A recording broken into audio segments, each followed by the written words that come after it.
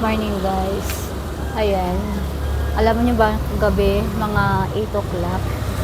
Binaba ko yung mga halaman ko dito, yung mga gulay ko kasi sobrang lakas talaga guys ng dito ng hangin. Dito ko yan nakalagay dito ayan diyan. Ayan. Ngayon nga naghahangin pa ngayon diyan ayan. Diyan ko dati nakalagay. Ito nga natira ko kagabi. Nilagay ko dito yung mga okra, yun kasi ano na siya, yan, namumulaklak na yung mga okra ko na yan guys, Tapos yung sili ko, nilagay ko muna dyan sa baba, Katingnan nga natin dito guys, yung ating mga, yung ating dito ng gulay kung hindi na-apektahan. Ayan, mabuti hindi naman. Pero, teka nga, yung aking, ito. Ay, tingnan nyo guys, nabali yung amo ako, Tingnan mo guys, nabali yung aking pepino. Ito sobra sigurong lakas ng yan Pero hindi naman siya na-diretso, di ba? Nakita nyo yan? Yan Hindi naman siya na-diretso, kasi yung kamay ko ito. Hindi naman siya na-diretso guys, pero pwede pa yan. Sobrang lakas kasi ng ng hangin ngayon. Ay kagabi, at saka ng isang araw. Sayang, may bunga pa naman to guys. Ito yung bunga niya, ang laki na ng bunga niya. Isang bunga niya, laki.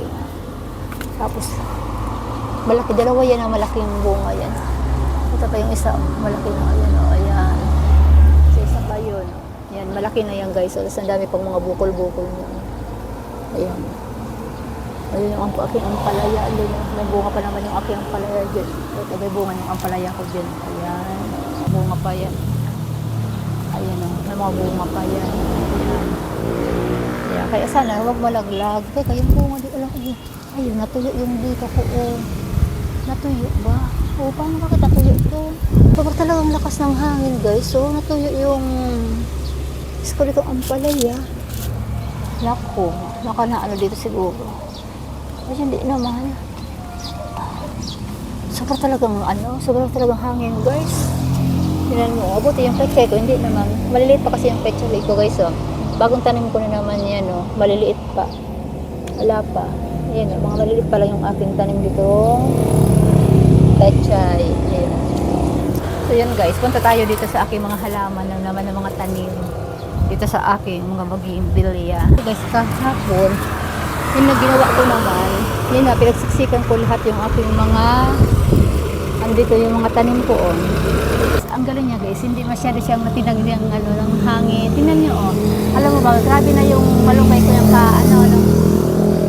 kagabi at saka ng isang hapon. Tingnan niyo yan Hindi naman siya naputo. Galing talaga.